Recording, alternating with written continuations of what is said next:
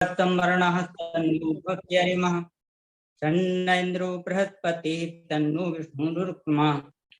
नमो ब्रह्मणे नमस्ते वायु त्वामेव प्रत्यक्षं ब्रह्मासि त्वामेव प्रत्यक्षं ब्रह्म वदिष्यामि तं वदिष्यामि सत्यं वदिष्यामि तन्मामवत् तद्वक्तारमवत् अवतु मां भवतु वक्तारम्।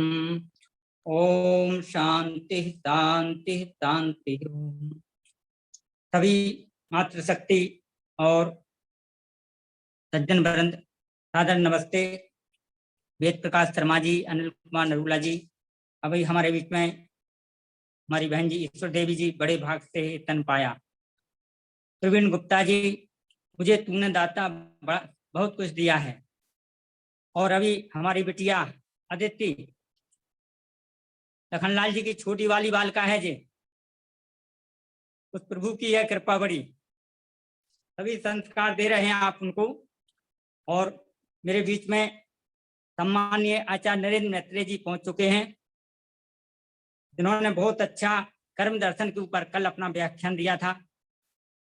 आज भी कर्म दर्शन द्वितीय की व्याख्या आप करेंगे। मैं आपके लिए आमंत्रित करता हूं, स्वागत करता हूं। आचार्य श्री नरेंद्र मैत्रेय जी आए और आज के विषय को लेकर के हम लोगों को। धन्यवाद जी आप सभी को। स्वागत, वंदन, अभिनंदन आचार्य नरेंद्र मैत्रेय जी आपके बीच में। हाँ जी आर्य जी बहुत बहुत आप सबको और दुबे जी को बहुत, आप सभी जितने भी लोग इस समय जुड़े हुए हैं आप सभी को बहुत बहुत साधुवाद, बहुत बहुत शुभकामनाएं। आइए सभी करबद्ध होकर के, मेरी आवाज ठीक है ना? हाँ आवाज ठीक है जी, आवाज आ रही है। ठीक, आइए सभी करबद्ध होकर के बैठे पूरी श्रद्धा के साथ।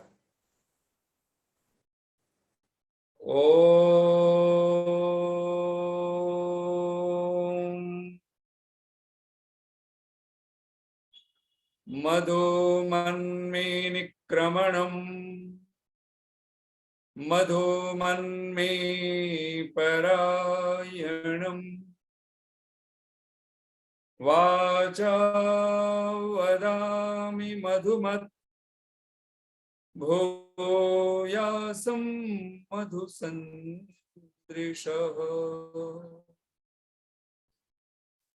ॐ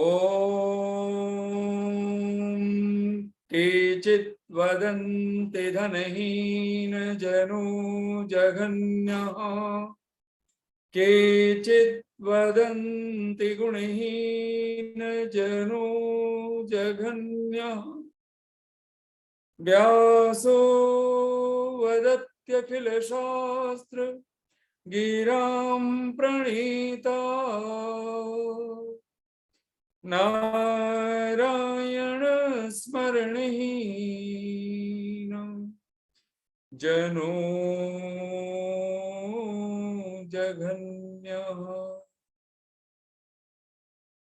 ॐ नमः शम्भवाय च मयो भवाय च नमः शंकराय च मयस्कराय च नमः शिवाय च शिवतराय च। ॐ शांति शांति शांति।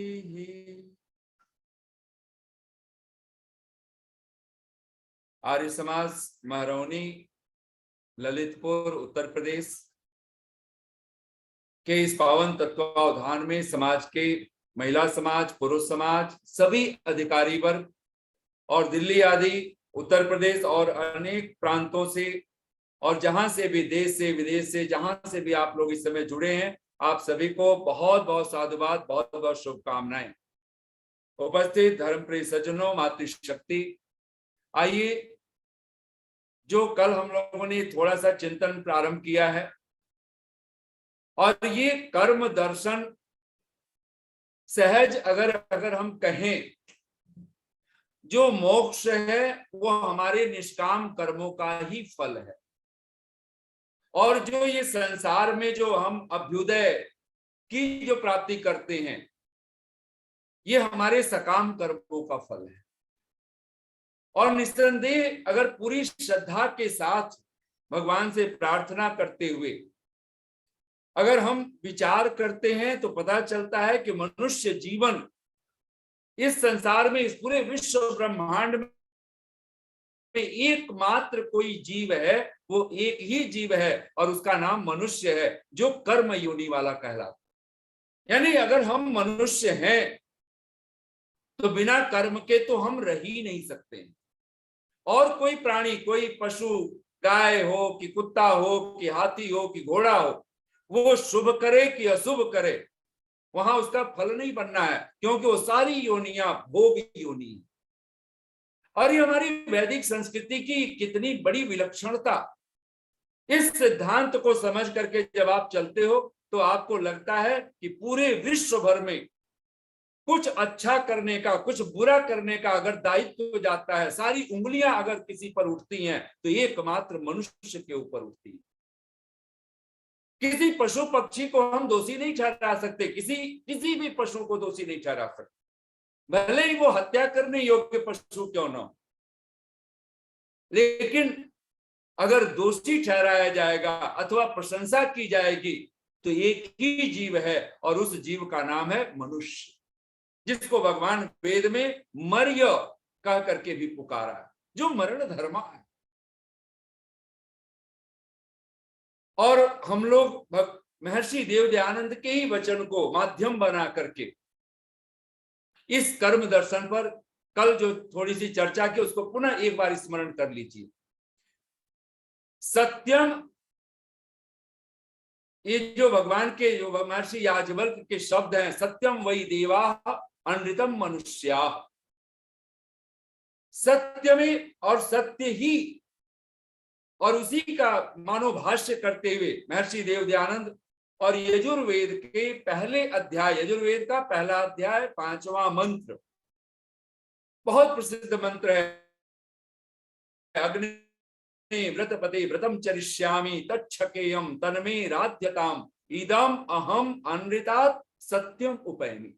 और इस मंत्र में भगवान को अग्नि कह करके पुकारा। जब संबोधन किया भगवान को तो अग्नि कह करके जब भगवान के लिए ऋषि ध्यान जब भाष्य करते हैं तो हे सत्योपदेशक ईश्वर, परमात्मा कौन है? तो सत्य उपदेशक है। वहीं पर व्रतपति कह करके जब पुकारा तो व्रतम क्या है? तो सत्य लक्षणम व्रतम, सत्य लक्षणम यानी सत्य भाषण आदि कर्मों का जो पति है, स्वामी है, मालिक है, पालक है, रक्षक है, ऐसा कह करके ऋषि राम जब भाष्य करते हैं तो व्रतपति कहते हैं। सत्य भाषण आदि नाम पति तत्संबुद्धौ व्रतपति। और उस मंत्र में ही तो मंत्रांश है, अहम इदम अहम अनृतात् सत्यम उपैमि। और इसी का भाष्य करते हुए ऋषि लिखते हैं, मनुष्याणाम द्विविधम एव आचरणम। महर्षि दयानंद के शब्द हैं, मनुष्यों का आचरण दो ही प्रकार का होता है, सत्यम अनृतम च। सत्य का आचरण और अनृत का आचरण। ऋषि दयानंद अनेक अपने ग्रंथों में अनृत शब्द जब प्रयोग करते हैं तो असत्य के लिए तो है ही, अन्याय आचरण का भी नाम अनृत है। यानी जब अन्याय कह दिया, असत्य कह दिया तो जितने भी दुरित हो सकते हैं, जिसको हम लोग विश्वानि दुरितानि परासुव भगवान की वेद वाणी में जब बोलते हैं तो यानी अनृत का अर्थ दुरित ही है।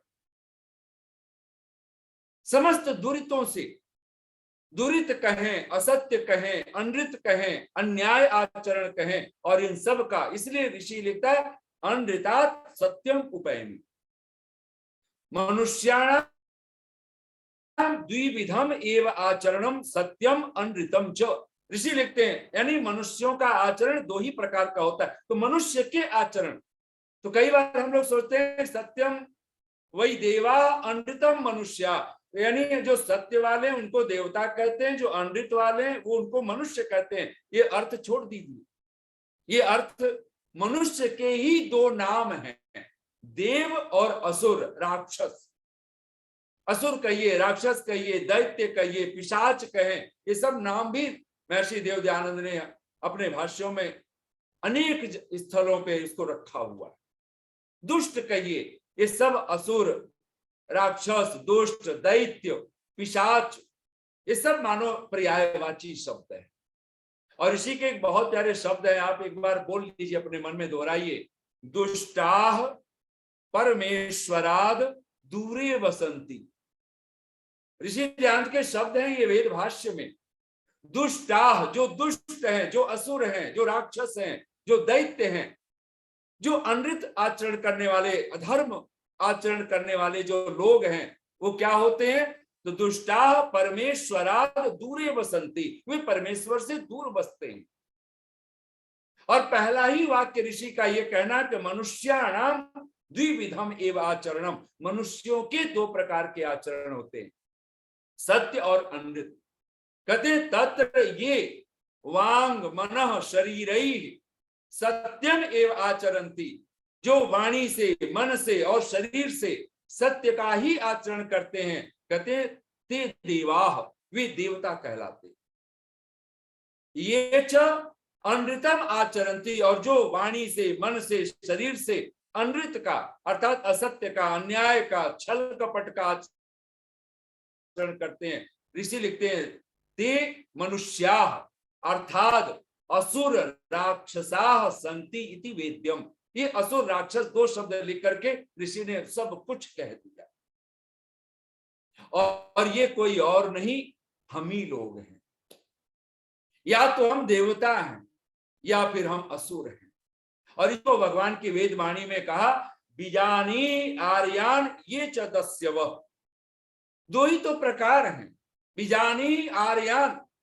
देवता का ही एक पर्याय में नाम है आर्य। जब हम आर्य शब्द कहते हैं तो आर्य का ही दूसरा नाम देवता है, आर्य का ही दूसरा नाम सौभाग्यवान है, देवता का ही दूसरा नाम सौभाग्यवान कह सकते हैं। सौभाग्यशाली जिसको हम कहते हैं, हिंदी में हम लोग बोलते हैं सौभाग्यशाली। सब प्रकार से जिसके जीवन में किसी प्रकार का दुर्भाग्य नहीं रहा, जो इस संसार में आकर के हर पल परमात्मा को धन्यवाद दे सकता है, दुख में भी, पीड़ा में भी, वो भगवान का शुक्रिया वो अदा करते हुए कभी वो थकता नहीं। और ये हो सकता है, कहते हैं ना, गम मिले जितने खुशी का नाम दो। कौन दे सकता है? जो सत्यम वही देवाः अमृतम मनुष्या, जो सत्य से जुड़ गया, सत्य का आचरण करने वाला है। कहते हैं गम मिले जितने खुशी का नाम दो। हम लोग तो खुशी को भी खुशी नहीं कह पाते, गम को खुशी कह पाएंगे। ये तो तभी हो सकता है कि जब हम उस स्थित प्रज्ञता को प्राप्त कर लें। कर्म दर्शन की सबसे महती जो महिमा, और भगवान की वेदवाणी को ऋषि दयानंद जब भाष्य करते हैं, कुर्वन् एव इह कर्माणि जिजीविषेत् शतम् समाः, तो कहते हैं कुर्वन् एव इह कर्माणि। वहां कर्माणि पद का अर्थ जब ऋषि भाष्य करता है तो कहते हैं धर्म युक्त, वेद उक्त और निष्काम कर्मों को करता हुआ ही इह, इस जगत में, इस संसार में मनुष्य क्या करे? 100 वर्ष जिजीविषेत् शतम् समाः, वो 100 वर्ष जीने की इच्छा करे। यानी अगर आप जिजीविषा अगर हम रखते हैं इस संसार में, धर्म युक्त हमारे कर्म हो। कर्म की ये जो 3 विशेषण है, धर्म युक्त, वेद उक्त, निष्काम कर्म, ये अद्भुत है। तो कहा तत्र ये वांग मन शरीरैः ये अनृतम आचरन्ति ते मनुष्या अर्थात असुर राक्षसा सन्ति इति वेद्यम। उनको असुर राक्षस कह करके पुकार। और असुर का ही एक अन्यत्र स्थान पर ऋषि दयानंद भाष्य करते हैं असुराह, कहते हैं धर्म आच्छादकाः, जो धर्म को ढांपने वाले लोग हैं, जो सत्य को, अहिंसा को, अस्तेय को, ब्रह्मचर्य को, परिग्रह को, शौच, संतोष, तप, स्वाध्याय, ईश्वर प्रणिधान, ये जो धर्म के धृति, क्षमा, दमो, अस्तेयम आदि धर्म के जो लक्षण हैं, जो वेद, स्मृति, सदाचार, स्वस्य च प्रियम आत्मन, ये जो धर्म के साक्षात जो 4 लक्षण कह करके भगवान मनु कहते हैं, इनका जो आच्छादन करने वाले हैं उनको असुर कह करके पुकारा, उनको राक्षस कह करके पुकारा, उन्हीं को दुष्ट कह करके, उन्हीं को दैत्य कह करके, उन्हीं को पिशाच कह करके पुकारा गया। कभी एक बार हम लोग विचार तो करें, गम मिले जितने खुशी का नाम दो, दर्द ही को जिंदगी का नाम दो, जुस्तजू में खोज में तेरी ध्यान में, जुस्तजू में तेरी दर दर भटकता, आशिकी बेचारगी का नाम दो, रो पड़े औरों के गम में जिसकी आंखें, बस उसे ही आदमी का नाम दो। मनुष्य कौन है? अपने गम में आंसू बहाना, अपने लिए तड़पना, अपने पर चोट पड़े ये तड़पना, रोना, चीखना, चिल्लाना, ये अगर किसी की आदत है तो ये पशु पक्षियों की आदत। अगर मनुष्य भी इसी चाल को चलता हो तो फिर ये पशुओं की चाल होगी। और इसीलिए ऋषि दयानंद के, कल भी शायद हम लोगों ने एक वाक्य बोला हो, फिर से मैं कहूं, ऋषि दयानंद का ये सत्यार्थ प्रकाश में बहुत कठोर शब्दों में, और वो एक मत पंथ के अनुयायियों को संबोधित करते हुए कहते हैं, और वो एक मत पंथ नहीं है, वो दुनिया में वैदिक मत को छोड़ करके जितने भी मत पंथ हैं उन सब के लिए वो शब्द लागू होता है, और वो है वो आज की डेट परिस्थितियों में। ऋषि दयानंद लिखते हैं कि सुनो, अब तो इस जंगली मत को छोड़ दो। कब तक हम जंगल के कानून बना करके रहेंगे? कब तक जंगली बन करके रहेंगे? कब तक पशुओं का बड़ा भाई बन करके हम रहेंगे? अगर अपने मन, अपने वाणी, अपने शरीर के आचरण पर अगर हमारा कर्म दर्शन हमारा अगर ठीक नहीं होता है तो फिर हमारे जीवन में मानो कुछ है नहीं। मनुष्य तो वही है, मत्वा कर्माणि सिद्ध्यति इति मनुष्य, जो मनन करके कर्मों का ताना बाना बुनता है। मनुष्य तो वही है, मननात् मनुष्य, जो मननशील है, जो विचारशील है। एक साधु को मैं सुनता था और वो कहता है, मैं तो अपने शिष्यों को, बहुत सारे शिष्यों की संख्याओं उनके बीच में सत्संग होता था, और वो साधु कहता है मैं मनुष्य ही उसी को कहता हूं। और वो शब्द जान के हैरान हो जाएंगे। तो जो साधु वो बोला अपने शिष्यों से, वो कहता है मैं मनुष्य ही उसको कहता हूं जो अपने माता पिता से प्रेम करता है। तो सारे शिष्य हैरान हो गए, ये कौन सी मनुष्य की परिभाषा हुई? तो सारे शिष्यों ने कहा कि गुरुदेव ये बात हमें समझ में नहीं आई कि मनुष्य उसको कहना कि जो अपने माता पिता से प्रेम करे। तो कहते हैं वो गुरु मुस्कुरा करके कहता है कि मैं सच कहता हूं, इस धरती पर मनुष्य को छोड़ दे तो शायद ही दूसरा कोई प्राणी हो जो अपने माता पिता से प्रेम करता हुआ दिखाई।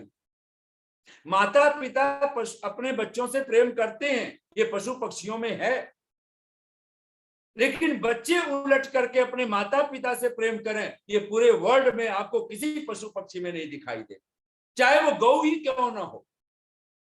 गाय का बछड़ा, गाय की जनी हुई उसका बच्चा अपनी माँ को लौट करके 15 साल बाद, 10 साल बाद, 5 साल बाद वो अपनी माँ के प्रति कोई कृतज्ञता व्यक्त करे, कोई उसकी उपासना करे, ऐसा नहीं हो सकता। मनुष्य है जो चाहे तो अपने माता पिता के प्रति कृतज्ञ हो सकता है, अपने माता पिता के प्रति प्रेम भाव से भर सकता है। और अगर मनुष्य भी कृतज्ञ न होने पे आ गया तो फिर राक्षस किसको कहा गया? कंस कौन है जो अपने माता पिता को भी, उग्रसेन को भी कारागार में डाल देता है? औरंगजेब कौन है? शाहजहां को कैदी बना देता है, गद्दी पर बैठ जाता है।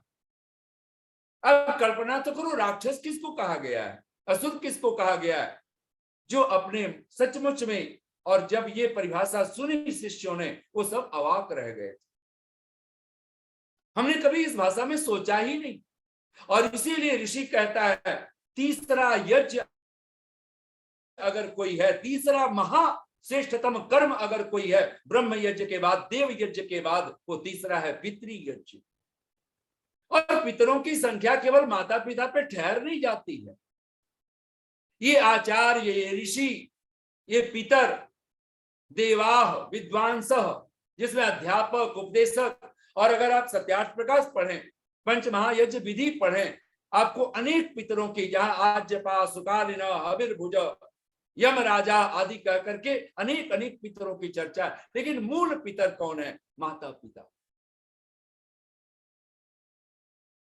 इस जगत में एक आपने सुना होगा, कहते हैं फैमिली का अर्थ क्या है? इंग्लिश में जो फैमिली बोलते हैं, परिवार बोलते हैं, बहुत सुंदर इसके जो इंग्लिश में जैसे हम लोग शब्दों को बोलते हैं ना, इंग्लिश के कोई छोटे छोटे जो उसके और उसको विस्तार देते हैं शब्दों को, तो कहते हैं फैमिली का क्या अर्थ है? तो कहते हैं फादर, एफ, उसके सारे स्पेलिंग को आप एक बार पकड़ लें, father and mother, family, father and mother, I love you. कहते हैं कि अगर ये आपकी संतान के मस्तिष्क में हर पल है, father and mother, I love you, तो समझना कि वो घर परिवार है, वो फैमिली है। अगर सचमुच में अगर हम मनुष्य हैं, हम परिवार में, घर परिवार में जी रहे हैं, तो मनुष्य की ये परिभाषा हमारे मस्तिष्क में हर पल रहनी चाहिए। और हम लोग इस बात को एक मस्तिष्क में इस भांति भी, ये मन का जो कर्म है ना, हम मन में कितना राग पाल करके, कितना द्वेष पाल करके, कितनी अविद्या, अस्मिता, राग, द्वेष, अभिनिवेश, ये पांच जो क्लेश हैं, और न जाने कितनी तरह की जो कृष्ण वृत्तियों को, जिनको प्रमाण, विपर्य, विकल्प, निद्रा, स्मृति आदि वृत्तियों में, जिसको भगवान पतंजलि ने, भगवान वेदव्यास आदि उसने भाष्य करते हुए जो हमारे समक्ष रखते, इन सब वृत्तियों को लेकर के जो राग द्वेष मोहात्मिका कह करके जिनको पुकारा गया, सुख दुख मोहात्मिका कह करके पुकारा गया, ये सारी वृत्तियां अगर हमारा ये मन वाला जो कर्म है, अगर हम सावधान नहीं हैं, मन में जो दुख के बीज बो देंगे, ध्यान देना, बीज अगर हमने राग का बोया, हमने अपने ही मन में बोया है। हमने द्वेष का बीज बोया, अपने ही मन में बोया है। हमारे ही चित्त की भूमि पर वो बीज गिरा है, वो दूसरे के जिससे द्वेष कर रहे हैं उसके चित्त में वो बीज नहीं गिर रहा।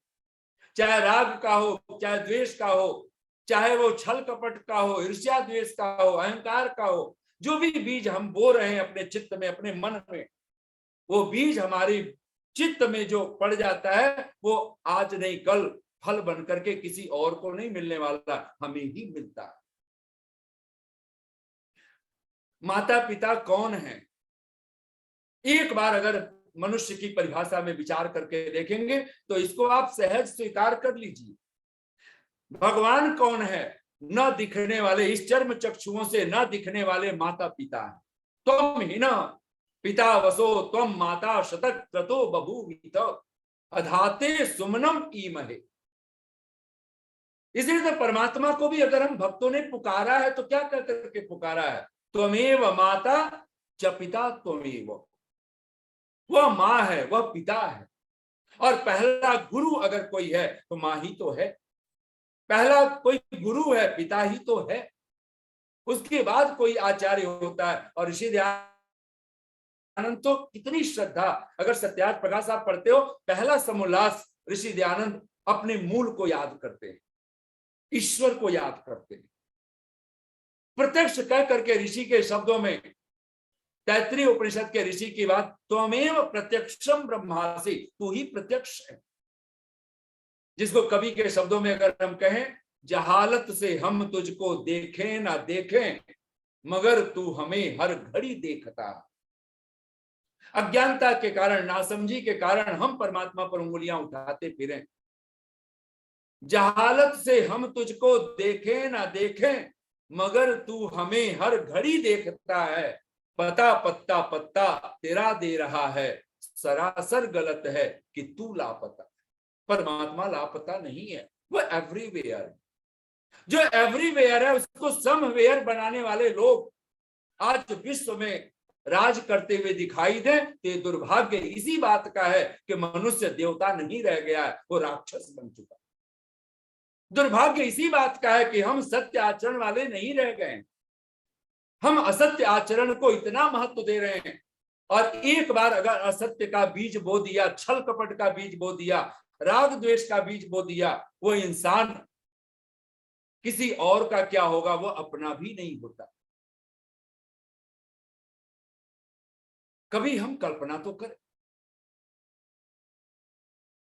जिस्म तो मिट्टी में मिल जाता है यही, चाहे इसको जला दें या दफनाएं, अंत में तो मिट्टी होना है, राख होना है। अथेरम भस्मांतम शरीरम, ये शरीर का अंत तो भस्म ही है, दो मुट्ठी राख ही है। और ये भगवान कह रहा है वायु अनिलम अमृतम अथेदम भस्मांतम शरीरम। फिर ये मनुष्य करे क्या? आपको कर्म करने हैं ओम, और पहला कर्म जब जो कर्म करना है ऋषि लिखता है ओम क्रतु स्मर।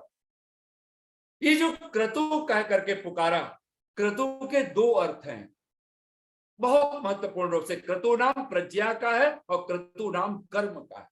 ये मनुष्य प्रज्ञाशील भी है, ये मनुष्य कर्मशील भी। यजुर्वेद के 36वें अध्याय का जब ऋषि दयानंद 36वें अध्याय में जो गायत्री मंत्र है भूर्भुवः स्वः कह करके जो गायत्री मंत्र पूरा पूरा हमारे समक्ष उपस्थित होता है, ऋषि दयानंद वहां भू भुवः स्वः जब पद इनके जब भाष्य करते हैं वो, तो भू का अर्थ करते हैं कर्म विद्याम, भुआ का अर्थ ऋषि लिखते हैं उपासना विद्याम, स्वः का अर्थ करते हैं ज्ञान विद्याम। यानी कर्म कांड, उपासना कांड और ज्ञान कांड, ये तीन भूर भुवः स्वः है। अगर आप भू में परमात्मा को जब कहते हो, अगर सचमुच में हम मनुष्य हैं तो सबसे पहले हमारे भीतर कर्म की विद्या आनी चाहिए। अगर हम कर्मशील नहीं है फिर हमारे पास कुछ नहीं है, हम उपासक नहीं हो सकते। कहते हैं ना इल्म गर्चे पढ़ लिया आलम कहाया क्या हुआ। इल्म यानी ज्ञान, इल्म गर्चे पढ़ लिया आलम कहाया क्या हुआ। इल्म इसी खातिर है कि उस पर अमल हो, इल्म इसी खातिर है कि उस पर अमल हो, वरना यूं ही मुफ्त में जो सर खपाया तो क्या हुआ। बहुत सारे लोग ज्ञान के नाम पर, विद्या के नाम पर, ज्ञान के नाम पर, विवेक के नाम पर सिर्फ खपाई हम करते रहते। हम तोते की तरह, एक मशीन की तरह, एक यंत्र की तरह हम कुछ रट लेना चाहते कुछ, और उसी को शायद बार बार वॉमिटिंग करते रहे। नहीं, आपके पास जो कुछ है श्रवण मनन किया है वो आपका निधिध्यासन बनना चाहिए। जो निधिध्यासन हो गया, जो वह आपके बार बार आपके जीवन का अंग बनता है, उसको बार बार दोहराना होता है, वो आपके जीवन का अभ्यास बनता है। और निधिध्यासन ही है जो आपको साक्षात्कार करा दे। इस जगत की भी कोई विद्या आपको कुछ उसको अनुभव करा दे, प्रत्यक्ष कराती है, तो हमारा श्रवण मनन निधिध्यासन ही कराता है। अगर हमारे पास सचमुच में भगवान कहता है ओम क्रतो स्मरो, हम ओमकार का स्मरण करने वाले बने, हम विचार करें, हम देखें, तो सबसे पहला स्मरण किसका? ओंकार का। दूसरा कहते क्लिबे स्मर, क्लिबे नाम है सामर्थ्य का भी नाम है, और वहां पे ऋषि भाष्य करते हैं स्वस्वरूपम परमात्मानं च, अपने स्वरूप का स्मरण और परमात्मा के स्वरूप का स्मरण। मैं कौन हूं, वह परमात्मा कौन है जिसने इस जगत को बनाया है, इस जगत को, और इस जगत बना करके कहीं वो आसमानों पे नहीं बैठा है, एवरीवेयर है, कण कण में है, क्षण क्षण में जो मौजूद है वो परमात्मा जो हर पल हमारे अंग संग है। हाँ, कहते हैं ना हम लोग दो पंक्तियों में, इंसान में भगवान है, भगवान में इंसान है, उन सफीनों का कभी, सफीना कहते हैं नौका को, उन सफीनों का कभी तूफान कर सकते हैं क्या, जिनका माझी है खुदा, जिनको खुदा पे मान है। मंजिलें चल पड़ती हैं उन राहगीरों की तरफ, और हमारी मंजिल जड़ नहीं है, हमारी मंजिल परम चैतन्य है, सचेता देवता पदम। ये भगवान की वेद वाणी है, सचेता। वह परमात्मा कौन है? जो सत्य और असत्य का विज्ञापक, जो सत्य और असत्य को जनाने वाला। देवता इष्ट देवो उपासनीय। ऋषि भाष्य करता है कि वो जो देवता है, इष्ट देव है, वही तो है जो प्राप्त करने योग्य है, वही तो है जो पाने योग्य है, उपासना करने योग्य है। पदम प्राप्तुम अर्हम, प्राप्त और प्राप्त करने योग्य है। सचमुच में अगर कोई पाने योग्य है वो परमात्मा तत्व ही, और उस एक को जिसने साधा। और हम क्रम उल्टा कर लेते हैं, कृतम स्मरण, अपने किए हुए का स्मरण करें। और ये जीते जी करना है, मरने के क्षण वहां तो प्रसंग है। अगर आप उस मंत्र का भाष्य आप देखेंगे ऋषि दयानंद का, तो मृत्यु के समय जीव क्या करे, लेकिन जीवन तो अपे, जीवित होते हुए भी हमारे चित्त की क्या दशा हो। मरने के क्षण कौन ओंकार का स्मरण कर सकेगा? वही कर सकेगा जो जीवन भर कर रहा है। जो हम जीवन भर जिन कर्मों को करते हैं वही तो संस्कार बन जाते। इसलिए कर्म दर्शन में हर पल एक बात हम लोग याद रखें, हमारे कर्म, हमारे आचरण सिर्फ दो ही प्रकार के। एक सत्य का आचरण है, और जब हम सत्य का आचरण करते हैं हम देवता बन जाते हैं। जब हम असत्य का आचरण करते हैं हम असुर बन जाते हैं, हम राक्षस बन जाते हैं, जिसको भगवान कहते हैं विजानी आर्यान ये च दस्यव। देवता का ही दूसरा नाम आर्य है, असुर का ही दूसरा नाम दस्यु है। और महर्षि देवदयानंद के एक अद्भुत ग्रंथ आर्या भी विनय अगर आप पढ़ें, और वहां दस्यु के जब आप व्याख्या देखेंगे, वहां पर प्रार्थना, स्तुति प्रार्थना के भाव में ऋषि के शब्द, तो आप दस्यु शब्द का अर्थ पढ़ करके आप हैरान हो जाएंगे। यानी इतने सारे जो भी दुष्टता के अर्थ हो सकते हैं वो सारे अर्थों को लेकर के, और यहां तक ऋषि ध्यान लिखते हैं असुरा कौन किसको कहा? अविद्वांस। जब हम कहते हैं अज्ञानी, अविद्वान, ये विद्वान नहीं है, उसको इसका अर्थ है वो असुर है। यहीं तक कहा दुष्ट स्वभाव। अविद्वांस कहने का क्या अर्थ है? जिसका स्वभाव दुष्ट है।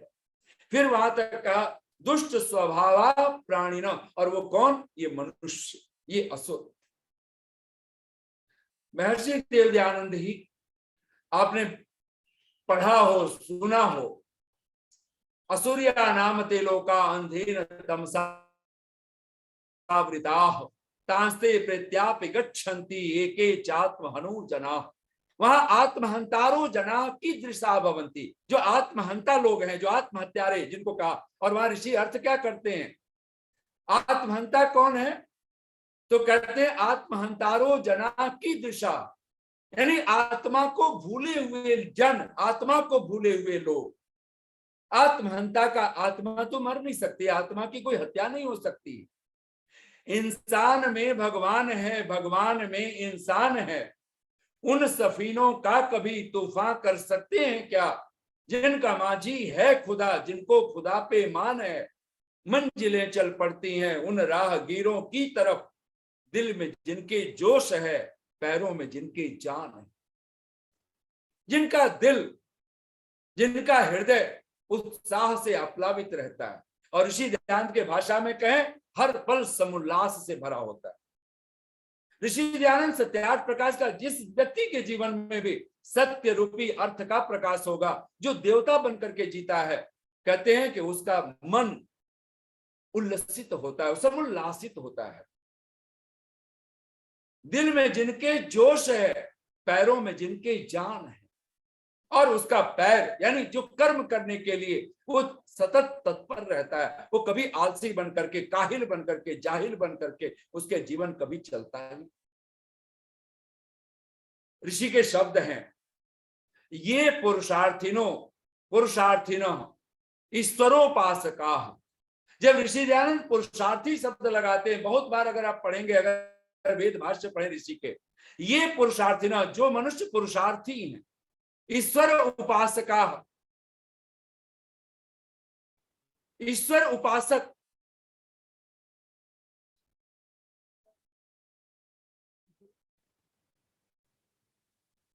ईश्वर उपासका,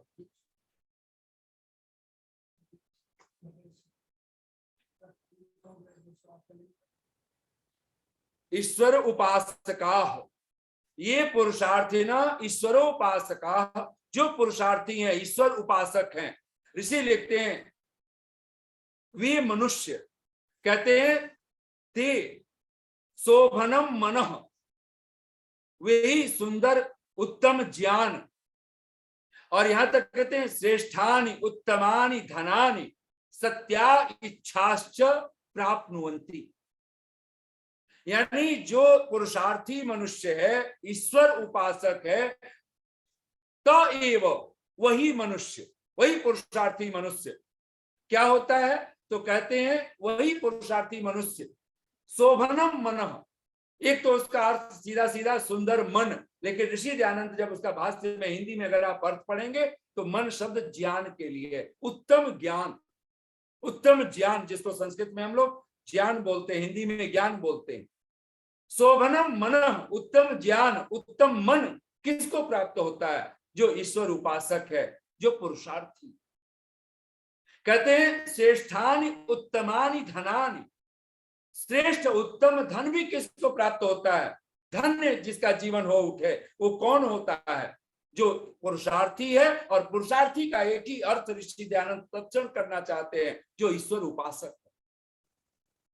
हम लोग कई बार जब पुरुषार्थ की बात करते हैं, हम सोचते हैं ईश्वर की क्या जरूरत है। अरे कभी सोचो तो सही, अगर ईश्वर, जीव, प्रकृति, इन तीनों में ईश्वर न हो, ये जगत होगा, ये विश्व ब्रह्मांड होगा, हम होंगे, कोई जीव अस्तित्व में फिर दिखाई दे सकता है, किसी रूप में हो सकता है, वो होगा ना फिर किसी रूप में, लेकिन वो शरीर में तो नहीं हो सकता, जीवधारी नहीं हो सकता, किसी प्राणी के रूप में नहीं हो सकता है वो, फिर उसका होना न होना किस अर्थ का होगा। इसीलिए तो ऋषि लिखता है, और हम सबके लिए बीच में सबसे महत्वपूर्ण जो सूत्र रूप में ऋषि देता है, सबका आदि मूल परमेश्वर। ये विश्व ब्रह्मांड दिख रहा है, ये जगत, और लाखों लाखों सूर्य जिन जो अभी तक हम हमारी धरती तक जिनका प्रकाश भी नहीं पहुंचा है।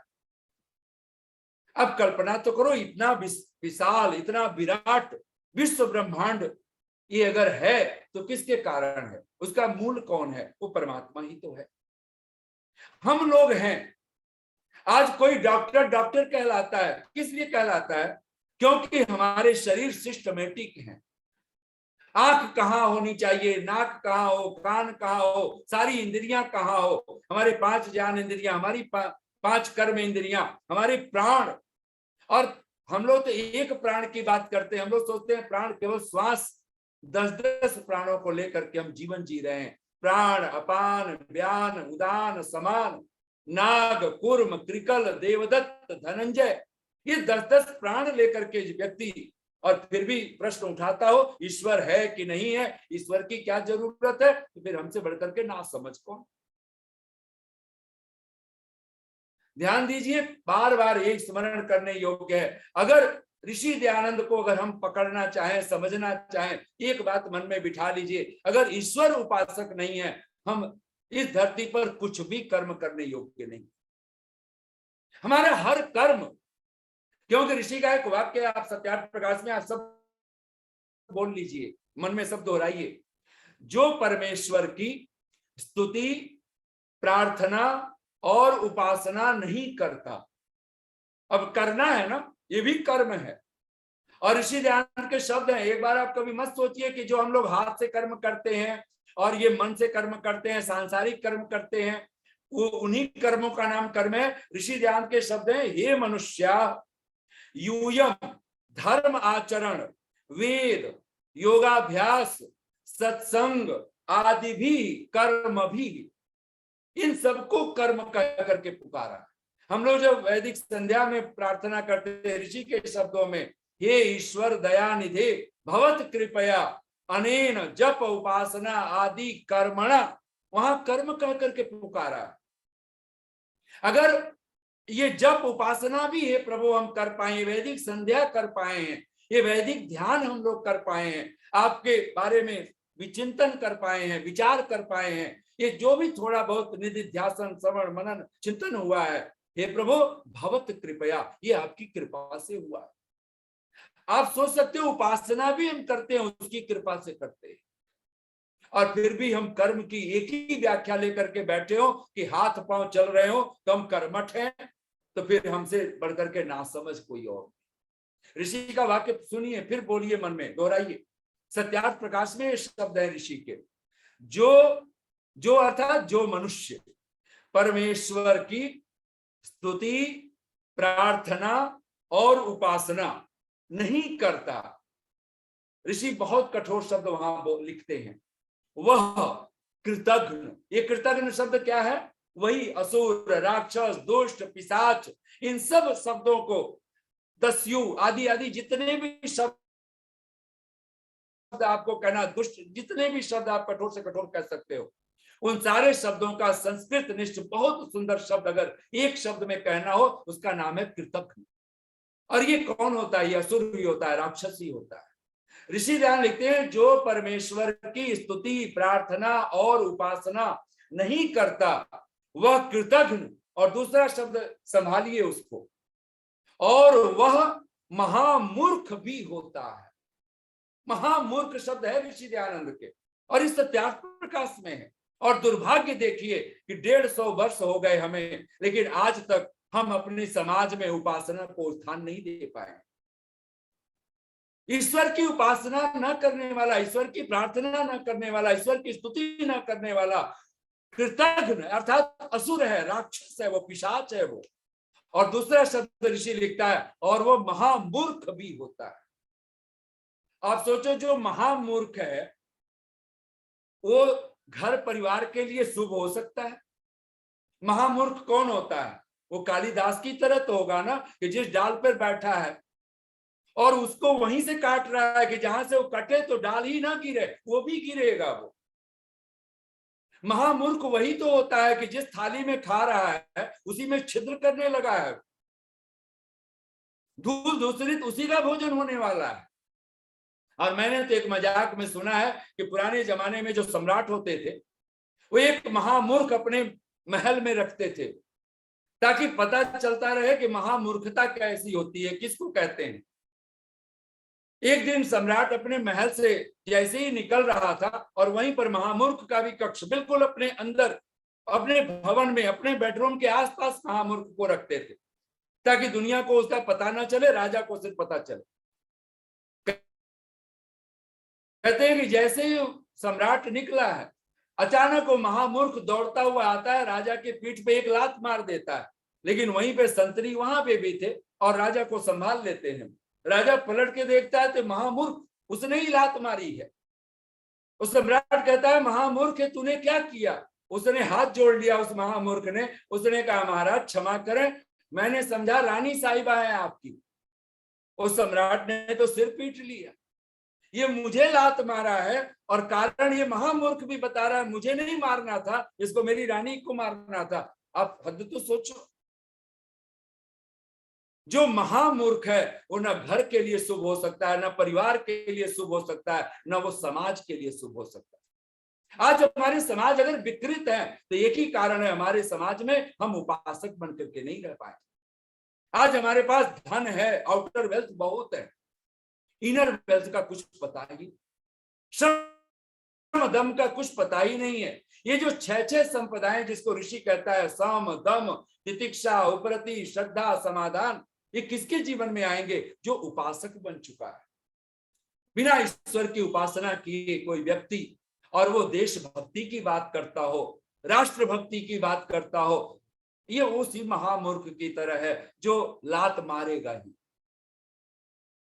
और आप सोच सकते हो उसका क्या हाल होगा। फिर सम्राट ने किया क्या होगा उसका, हम तो सोच भी नहीं सकते।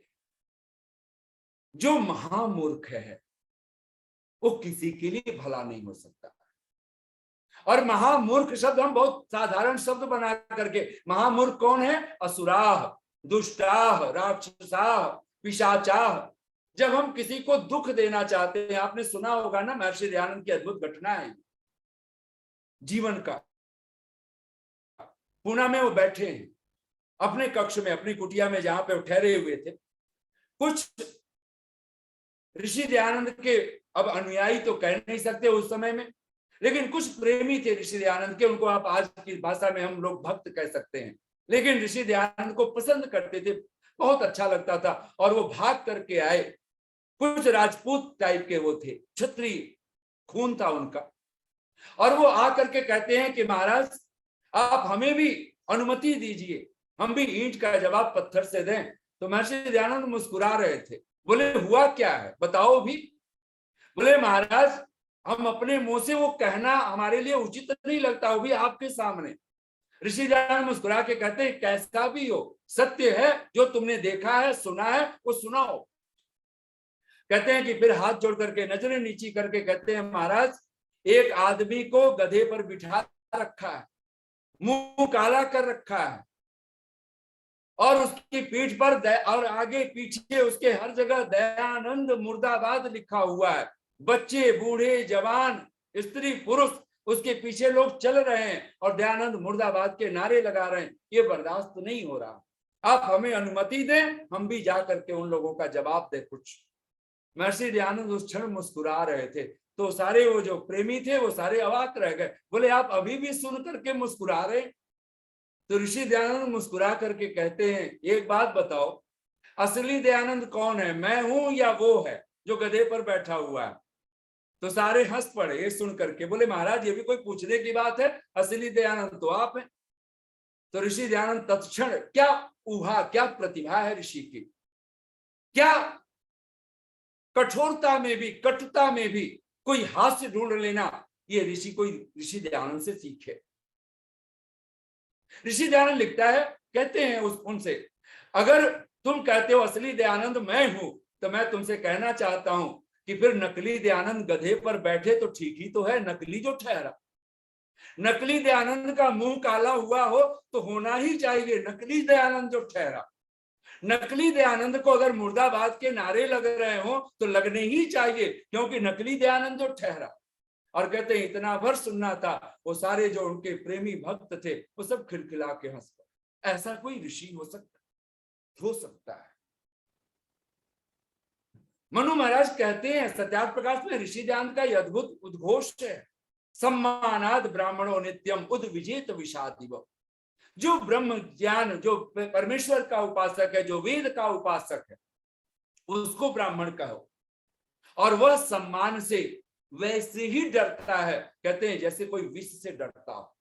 अपमान की आकांक्षा वैसे ही करता है जैसे कोई अमृत की आकांक्षा करता हो। और ऋषि दयानंद के वहां शब्द है, सत्यार्थ प्रकाश में पढ़ लीजिएगा, कहते हैं वही वेद और परमेश्वर को जान सकता है। हम कौन से कर्म करने की बात, हम महामूर्ख हो करके हम समाज को कहां पहुंचा देंगे, कौन से किण्वंतो विश्वमार्यम करने वालों। मैं आज भी कहीं बोल रहा था दिल्ली में, और मैं आपसे कहूं हमारे पास 10 सूत्र हैं ऋषि दयानंद के। उन 10 सूत्रों में से जो इसमें पहला सूत्र है, सब सत्य विद्या और जो पदार्थ विद्या से जाने जाते हैं उन सब का आदि मूल परमेश्वर, पहला सूत्र। दूसरा सूत्र वो ईश्वर कैसा है, तो ऋषि लिखते हैं ईश्वर सच्चिदानंद स्वरूप, फिर उसके सारे विशेषण निराकार आदि आदि, और उसी की उपासना करनी योग्य। ये ऋषि का दूसरा नियम है, दूसरा सूत्र है, हमारे लिए ही तो था। तीसरा सूत्र ऋषि आर्य शब्द लगा करके लिखता है, वेद सब सत्य विद्याओं की पुस्तक है, वेद का पढ़ना पढ़ाना और सुनना सुनाना सब आर्यों का। ये 10 के 10 सूत्रों में एक जगह आर्य शब्द, ऐसे तो सब आर्य के लिए है, लेकिन एक जगह मानो आर्य के लक्षण कह दिए। आप पढ़ सकते हो तो पढ़िए, आप पढ़ाने की क्षमता में है तो पढ़ाइए, सुनने की क्षमता में है तो सुनिए, सुनाने की क्षमता में है तो सुनाइए, तभी आप आर्य हैं। और ये कहा परम धर्म है। और मैं आपसे कहूं ये सत्यार्थ प्रकाश में जैसे 14 समुल्लास हैं, और उसको 10 को पूर्वार्ध कहा, 4 को उत्तरार्ध कहा, यानी सत्यार्थ प्रकाश में 10 वो हैं जो हमारे जीवन में होने चाहिए, हमारे आचरण में होने चाहिए। और ऋषि ध्यान ने वहां पे भी 10 समुल्लासों में, आज मैं पूछ रहा था अगर 10 समुल्लासों में से एक समुल्लास बचाने हो तो कौन से बचाने होंगे। हम लोग भी अपने आप से पूछें, कौन किसको बचाएंगे? वो एक ही समुल्लास बचाने योग्य है, जो पहला है, पहला पहला ही है। अब मत सोचिए कि 10वां, मत सोचिए कि 9वां, मत सोचिए 8वां। ऋषि ने जिसको पहला कह दिया, आप उसको, उसकी प्रायोरिटी आप छीन कैसे सकते हो? उसको आप हटा कैसे सकते हो? और मैं आज आप सबके बीच में कहना चाहता हूं, अगर हम सच में मनुष्य हैं और ऋषि दयानंद के प्रति अगर हमारी श्रद्धा है, भक्ति है, तो अगर सत्यार्थ प्रकाश अगर हम पढ़ें, अगर पहला समुल्लास नहीं पढ़ा, भूल जाइए कि हमने सत्यार्थ प्रकाश पढ़ा। भूल जाइए कि ऋषि दयानंद की हम आत्मा को समझ पाएंगे, सत्यार्थ प्रकाश को समझ पाएंगे। ठीक ऐसे ही अगर ऋषि के शब्दों में अगर हमें समझना है, तो ये 10 सूत्रों में से आप 10वें से प्रारंभ मत होइए। आप 3 सूत्र, इसमें भी 3 सूत्र पूर्वार्ध के हैं और शेष 7 सूत्र ये उत्तरार्ध हैं। और मैं आपसे कहना चाहता हूं, जो व्यक्ति 3 नियम अपना लेगा अपने घर में, परिवार में, समाज में, राष्ट्र में, अगर उसको वैसा ही हम आचरण में ला दें, तो पता चलेगा ये जो शेष 7 नियम है, सत्य को ग्रहण करने, असत्य को छोड़ने में फिर कुछ प्रयास करने की जरूरत नहीं रहेगी, कोई ननु नच नहीं होगा। लेकिन ये सब हो रहा है क्यों? क्योंकि हमारे पास कर्म का कोई दर्शन नहीं, कोई फिलॉसफी नहीं। हम असुर बन करके, हम दुष्ट बन करके, हम घर में भी हिटलर, मुसोलिनी, तैमूर बन करके जी रहे हो, तो फिर हमसे बढ़कर अभागा कौन होगा? हम दूसरों को दुख दे दे करके, दुख का बीज बो करके, दुख भी अगर हम अपने मन में बीज बोते हैं, द्वेष, किसी के प्रति द्वेष का बीज बोते हैं, राग का बीज बोते हैं, बीज तो हमारे चित्त में पड़ रहा है ना, फल किसको भोगना पड़ेगा? हमें ही भोगना पड़ेगा। और ध्यान दीजिए एक बात, क्योंकि हम लोग जब बोलते हैं तो लगता है कि अभी तो शुरू हो रहे हैं, और एक बात ऋषि का वाक्य आप एक बार बोल लीजिए, सब बोलिए एक बार, और उसी मंत्र की व्याख्या में आप वायु अनिलम, जहां ओम ततो स्मर, क्लिबे स्मर, कृतम स्मर, जहां ऋषि कहता है, और सबसे पहले सचमुच में अगर स्मरण करने, जीते जी अगर आप स्मरण करें, पहला ईश्वर का ही स्मरण कीजिए। और ईश्वर का स्मरण करना है तो पहला समुल्लास पूरा सत्यार्थ प्रकाश पढ़िए। पूरे पहले समुल्लास को अगर ठीक से समझना है आपको, आप आर्या भी विनय पढ़िए ऋषि दयानंद। और मैं पुनः फिर दोहराता हूं, अगर आपको एक पुस्तक ऋषि दयानंद की हर पल आपके पास होनी चाहिए, सोते उठते बैठते जागते हर हाल में, वो एक छोटी सी पुस्तिका, और उसका नाम फिर रखिए आर्य उद्देश्य रत्नमाला। जो हमारे आर्य रत्न लखनलाल जी का नाम में भी रत्न शब्द है। ये जो रत्न है आर्य उद्देश्य रत्नमाला, और इसमें भी पहला रत्न अगर कोई है तो ऋषि दयानंद ने उसको ईश्वर लिखा। और बहुत शुभ है कि परमात्मा के हाथ में हमारे सारे कर्म, कर्म फल देने वाला कोई और नहीं। जिन कर्मों का फल हम यहाँ संसार में हमें नहीं मिलता हुआ दिखाई देता है। और एक बात अगर मस्तिष्क में बिठा लीजिए, अगर हम सचमुच में मनुष्य बन जाएं, सचमुच में अपने कर्मों के प्रति सावधान हो जाएं, तो क्या होगा? हमें इस जगत में अन्याय का सामना करना ही नहीं पड़ेगा। फिर लगेगा जो कुछ हमारे साथ हो रहा है वो बिल्कुल ठीक हो रहा है, और शायद उतना हो ही नहीं रहा है जितना होना चाहिए। हमें उतना फल नहीं मिल रहा है जितना फल मिलना चाहिए था। हमें उतने दंड नहीं मिल रहे हैं, भगवान की कृपा है दंड। और ऋषि दयानंद तो लिखते हैं, जो ईश्वर की उपासना करने वाला बन जाए, कहते हैं ये मनुष्या ईश्वरस्य आज्ञायाम वर्तमानाः, जो ईश्वर की आज्ञा पालन में वर्तमान होते हैं। और बार बार याद कर लीजिए, कल हमने एक वाक्य बोला था, पंच महायज्ञ 5 श्रेष्ठतम कर्म है, और इन श्रेष्ठतम कर्म में से 2 यज्ञ आपको कभी छोड़ने योग्य नहीं है। वो कौन से यज्ञ हो सकते हैं? मैंने कल कहा था आपसे, वो 2 यज्ञ कौन से नहीं छोड़ेंगे? तो मैं आपको इस समय आपसे बुलवा नहीं रहा हूं, आप विचार कीजिएगा। लेकिन जो हम लोग विचार कर पाए हैं, इसमें भी ऋषि ने जो प्रायोरिटी दे रखी है, पहला, दूसरा, तीसरा, चौथा, 5वां, निसंदेह छोड़ना है। अगर आपको 2 पकड़ने ही पकड़ने हैं तो आप 5वें से छोड़ते हुए आइए। आपसे अतिथि यज्ञ छूटता हो, छोड़िए। दंश होगा, पीड़ा होगी कि मैं साधु संत अतिथियों का स्वागत नहीं कर पा रहा हूं, पीड़ा है, होनी चाहिए। मैं बहुत सारे प्राणियों का बलि वैष्णदेव यज्ञ नहीं कर पाए, मैं अनाथों का पालन नहीं कर पा रहा हूं, मैं पशु पक्षियों के लिए कुछ नहीं कर पा रहा हूं, ये दंश हो तो हो। अगर पितृ यज्ञ भी छूटता हो, माता पिता की भी सेवा छूटती हो थोड़ी देर के लिए, तो वो भी पीड़ा संभालिए, लेकिन 2 यज्ञ ऋषि लिखता है कभी मत छोड़िए, और वो है ब्रह्म यज्ञ, वो है देव यज्ञ। ऋषिदान ने यज्ञ के लिए तो लिखा है ना, यह यज्ञम त्यजति ईश्वरो अपि तम त्यजति, ईश्वर भी उसको त्याग देता है। ये अग्निहोत्र के लिए लिखा है ऋषिदान। अथ अग्नौ द्रव्यम किमर्थम प्रक्षिप्यते इति उपदिश्यते, कह करके ऋषि ने भाष्य किया है, प्रस्त्वा विमुंचति सत्वा विमुंचति।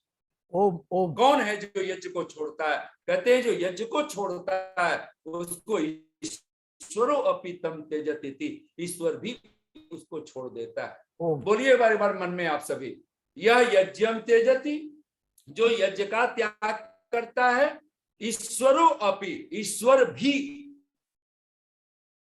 तम त्यजत इति, ईश्वर भी उसको त्याग देता है।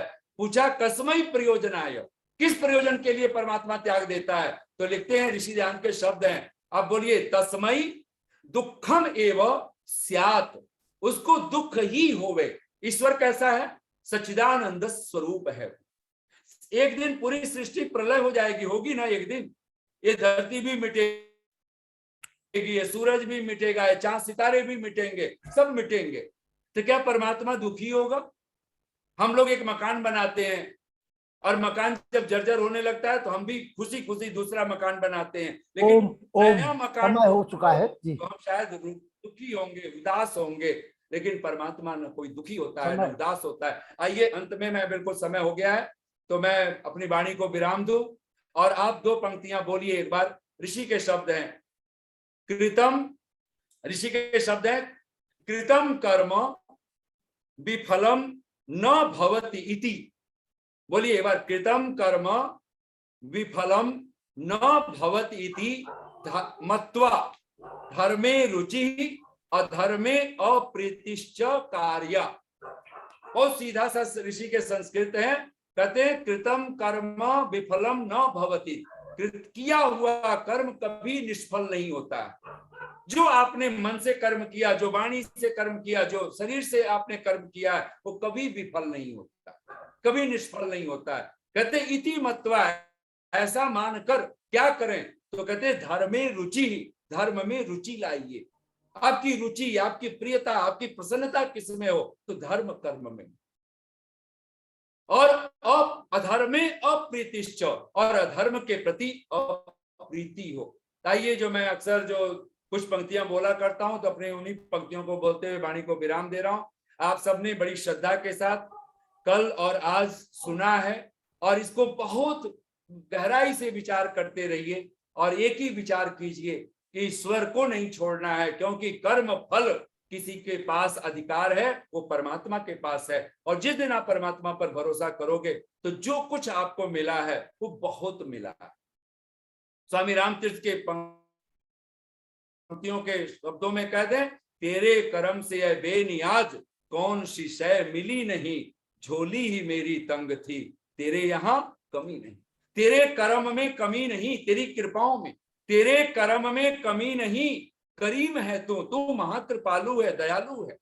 तेरे कर्म में कमी नहीं, करीम है तू, कसूर मेरा है, झूठा उम्मीदवार हूं। ताइए कुछ पंक्तियां अंत में बोलता हुआ, ताता थैया सारे गम पेट नहीं भरने वाले, ताता थैया सारे गम पेट नहीं भरने वाले, जो हाथों को काम दिलाए ऐसा कोई गीत कहो, ऐसा राम न देना मुझको जिसको रथ की चाहत हो, जो शबरी घर पैदल जाए ऐसा कोई गीत कहो। हिटलर, नादिर और तैमूर को अब तक हमने बहुत पढ़ा, जिन्होंने, और आज इतिहास के नाम पर इन्हीं को पढ़ाया जाता है। हिटलर, नादिर और तैमूर को, जिन्होंने सिवाय रक्तपात के आतंक के और कुछ किया नहीं, हिटलर, नादिर और तैमूर को अब तक हमने बहुत पढ़ा, जो राम कृष्ण की याद दिलाए, ऐसा कोई गीत कहो। मैं बहुत सारी पंक्तियां छोड़ के बोल रहा हूं।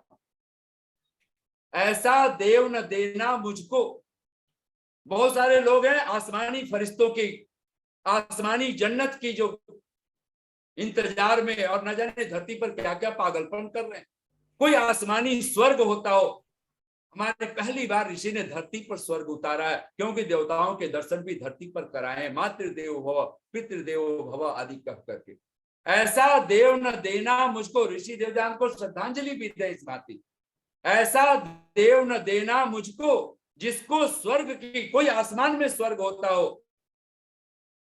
कहते हैं ऐसा देवता नहीं चाहिए। ऐसा देव न देना मुझको जिसको स्वर्ग की चाहत हो, जो इसी धरा को स्वर्ग बनाए, ऐसा कोई गीत कहो। और अंतिम पंक्तियां मैं बोल रहा हूं। भोगों के पीछे भागने से भूख नहीं मिटने वाली। एक बार अपने कर्मों पर विचार हम करें। भोगों के पीछे भागने से भूख नहीं मिटने वाली, तो क्या करें? जो भगवान से प्रेम कराए, ऐसा कोई गीत कहो। जो भगवान से प्रेम कराए, ऐसा कोई गीत कहो। इतनी शांति और प्रेम से आप सबने सुना। बहुत बहुत साधुवाद, बहुत बहुत बहुत धन्यवाद। आभार और आचार्य। मैं एक छोटी सी सूचना आप सबको दूं। यूट्यूब पे वैदिक संध्या, वैदिक यज्ञ और ऋषि दयानंद के इस अर्थों को लेकर के हमने उन सारे वचनों को आपको यूट्यूब पे, आपको आचार्य नरेंद्र मैत्री, आप ये सर्च करेंगे, आपको सारे और बहुत सारे प्रवचन, क्योंकि मैं समय नहीं दे पाता हूं। हमारे लखनलाल आर्य जी जो हैं, बहुत बार मेरे से पूरे, कम से कम मुझे बहुत इसकी एक क्या कहें विडंबना कि मैं बार बार कहता रहा कि मैं अभी आर्य जी अभी नहीं समय दे पाऊंगा, और शायद मैं आने वाले दिनों में भी अभी समय नहीं दे पाऊंगा। तो मैं इस सब के लिए क्षमा प्रार्थी होते हुए, मेरे बहुत सारे प्रवचन और ये भी जो मैं बोल रहा हूँ, यहाँ पे आप लोग रिकॉर्ड कर ही रहे हैं, तो यहाँ पे हमारे बच्चे रिकॉर्ड कर रहे हैं, तो ये भी अगर संभव होगा, ये भी आपके ये सारा बोला हुआ यूट्यूब पे होगा और आप लोग वहां से भी सुन सकते हैं।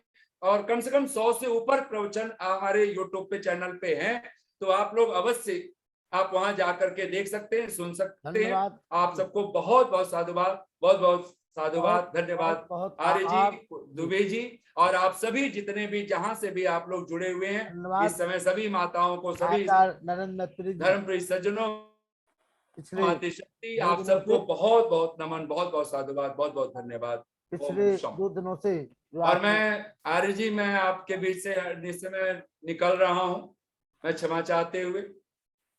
अगर किसी का कोई प्रश्न हो तो अभी पूछ लीजिए, क्योंकि आचार्य नरेंद्र मैत्री जी को जाना है। कोई भी प्रश्न हो, रेज द हैंड का बटन उठा दे अपना और इशारा कर दे अगर कोई प्रश्न हो। वैसे एक शंका हमारे मन में जरूर थी, अगर उसको कर दें, कि महर्षि दयानंद सरस्वती ने पंच महायज्ञ विधि का वर्णन किया है, जिसमें 5 यज्ञों का उन्होंने वर्णन किया है।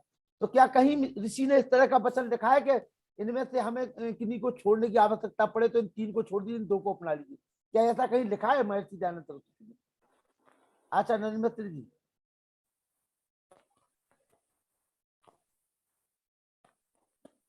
चलिए,